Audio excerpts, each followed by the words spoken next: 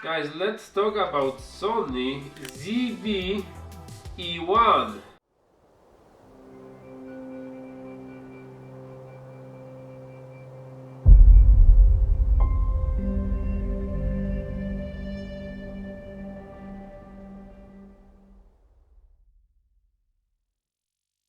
A new camera from Sony, freshly released.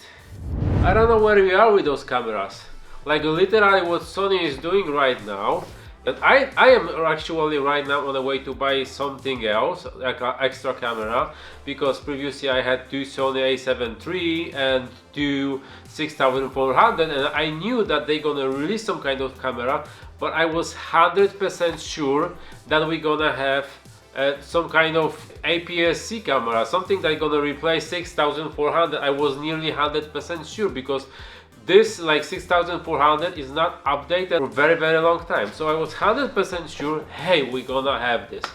Something small, something compact with the APS-C. And right now, well, I am on the way to buy, as I say, the second camera, and I'm literally super confused. Well, as a wedding videographer, I don't want to spend too much of money on it, because very often I just leave this camera somewhere. I want to be sure that I'm not gonna lose like $7,000–10,000 of the camera if someone just push the camera, drop the camera, or gonna dance and do other stuff. Just, you know, things happen. It happened once, so I don't wanna this episode second time. So I am right now confused, because I'm doing like I am hybrid shooter. So I do want to have like photography capabilities and videography capabilities. So ZV E1, actually the size factor is amazing. Okay, I don't care about that the whole body is plastic. I completely don't care about this. But overall, I cannot even imagine like what's our feeling right now of those guys who just bought like FX3 camera. You bought the camera 2 months ago, for example, for $4,000 and like plus tax, right?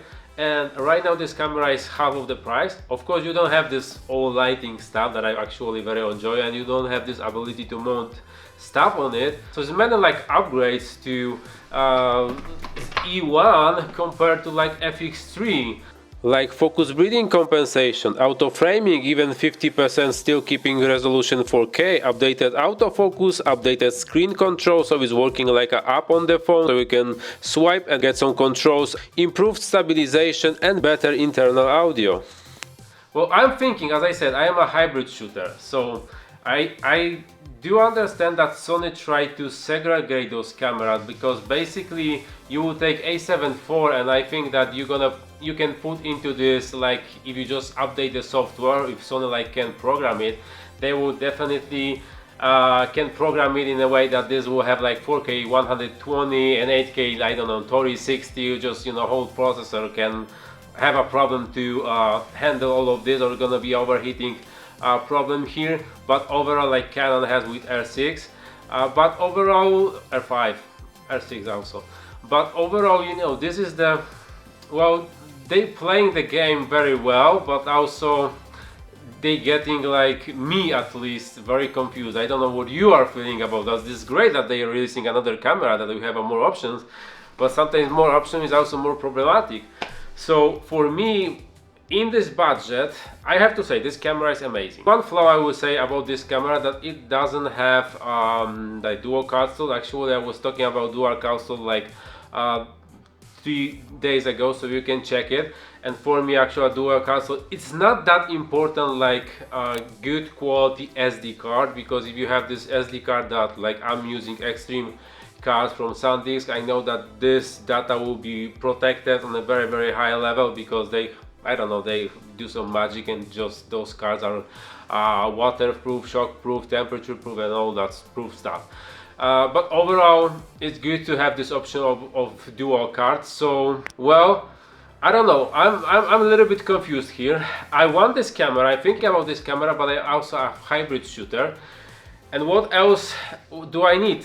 Well, this is more like a video camera, so I need also photography. So I cannot buy this camera because it's more like straight for, I will say, professional vloggers, or like a very cheap overall quality of lower I cannot even say performance because it's outperforming in some way of the FX3 with a new functionality. But like it's much more like video created camera. You are dropping like the photographer's perspective here, and because you know, just I don't know, 12 megapixel sensor, 10 megapixel sensor, I don't remember exactly. So actually I start thinking maybe FX Story is a good option for me, because this is great camera, this is definitely the great camera, but FX Story for example, and look how Sony played the game. FX Story, it's great, double card slot, great body, metal body, a new APS-C sensor, great ISO, even if this is a smaller sensor, they improve it a lot.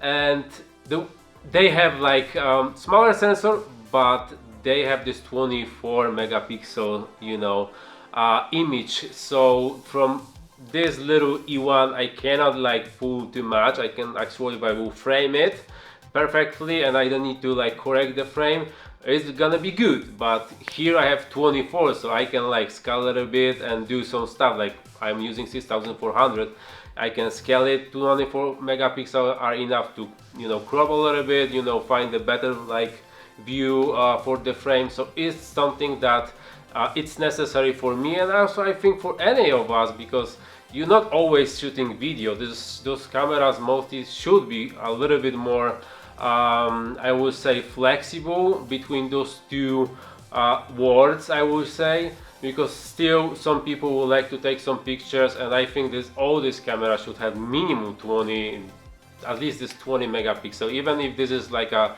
video first camera. So FX Story is cool, but what's happening here? Look how this Sony played this game. You cannot take this like I'm doing wedding. I cannot take it on a wedding and start shooting few images. It's just one shoot per pressing the button. That's basically it. This, when you're doing wedding, something like a live event, is just no-go. It's no option. So FX Story actually is for me also no way to go and buy it. With E1, ZV E1, well, with this kind of budget, I would say still I will go with A7IV. I don't know, that they released this camera and it's just so quiet about this camera. I don't know why. A7IV still is an amazing camera. They improved the quality, the colors are much better. We don't have this shitty magenta that it has, that A7III has. Really, no problem. They have a functionality with this focus breathing. Autofocus is much more improved, it's much more smoother, much better than A7III. We have the screen that flips on the side, and we have a 33 megapixels. We have 4K 60. This is, as you see, Sony playing the game here. If they will give us 4K 60, not cropped 4K 60, I would say that this is the perfect camera. And actually this A7IV has the ISO capability of A7 S3 FX3. It's very similar. If you saw the stats on the internet, there's plenty of those stats that it's like literally the same. So 4K 60 here uncropped will be just, this camera will be the same like A7 III, because it will again kill completely the market, because it will have everything. But it's not. I'm not saying that this is kind of big flaw, but it's something that it's annoying when you are doing like wedding and shooting something and you see this huge crop when you start, you know, recording 4K 60. Sorry for my confusion here, guys, because you know, I just start watching this event and the new reviews about ZV E1, and just I was 100% sure that we're gonna get the update for 6400, and right now this camera, it doesn't fit like in my need, and it doesn't fit like need of the people, I think, right now, because this should be something that really is close to both worlds, photography and videography, and I see that most likely they separate us very strongly here. As I said, I thought that this is going to be like a release of some new model of 6400 APS-C with maybe more megapixel, maybe stabilization. This was the biggest flaw of 6400, that it doesn't have stabilization. This is terrible. If they will release something, the same camera, they have the camera, they have the body, they have everything. If they will release 6400 with 4K 60 and stabilization, good stabilization, because I hate gimbals. I literally hate gimbals. I bought recently a gimbal, but we're gonna do like a review shortly. DJI, of course. This is something that I love, to have this camera in my hand and don't have this like jittery video. I hate that. So I will like just this 6400 with the stabilization and 4K 60. If they will give the sensor from FX like Tori with the better ISO, you're gonna buy it. This is just perfect. But so I don't know, this is like I think that perfect camera is still A7 IV, and more perfect than this, because the whole stabilization that you don't have to have the gimbal. So the winner here right now is A7R5, definitely, as a hybrid camera. It's A7 IV cheaper one, A7R5, R5 I think. Definitely the best option right now as a hybrid professional. Is definitely something that I will recommend to myself. The like owners of FX3, they're gonna get like a slap in the face right now with this like half of the price. I can't even imagine, because I have a friends who have FX3, and one of these guys literally bought this camera like in the like before December of last year, so it's like 4 months right now. If he gonna see this video of the ZV E1, this is gonna be like One thing I will recommend to Sony, maybe Sony will watch it someday, they have to go with bigger and better screens. This is something like for video, they start focusing right now not about how to cut us from like, I don't know, bigger sensor, too much of megapixel or 4K 60 crap and all this shit. I think that should start improving with the screen itself, because screen of A7 IV, overall Sony cameras are just too small compared, for example, to Canon. I think they should step up the game and even get this body a little bit wider, but put the higher resolution and bigger, better screen in standard. So this is something that Sony should go with video and photo, this camera, because we see this segregation right now. I think they segregate us in a way that they try to play the game. So if you want to do photography, take this camera. You want videography, take this camera. And if you have like a big budget, you can go with A1, but this costs like $7,000, right? Well, I don't know, let me know what you think. Definitely for vlogging, all this stuff, like even professional, ZV E1 is just mind-blowingly good. So yeah, I have to finish, I have a call, so I have to go, guys, because my friend is over here and waiting for me. So let me know what do you think about all of this, like camera from Sony, and what do you think about ZV E1. See you in the next one, bye. And by the way, if you want to support me, support my thoughts, links down below, and see you in the next one.